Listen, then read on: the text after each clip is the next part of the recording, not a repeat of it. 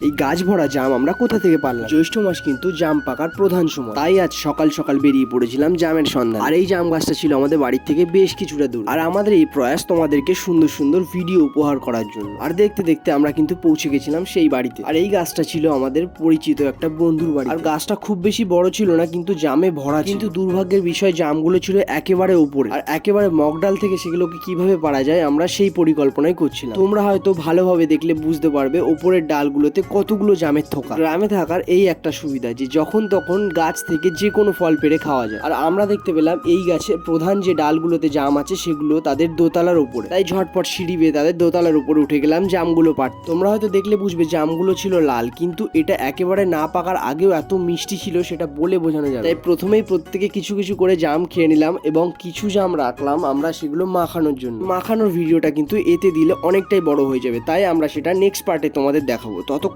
তোমরা আমাদের চ্যানেলটিকে সাবস্ক্রাইব করে রাখো এরকম সুন্দর সুন্দর গ্রামের ভিডিও উপহার পাওয়ার জন্য।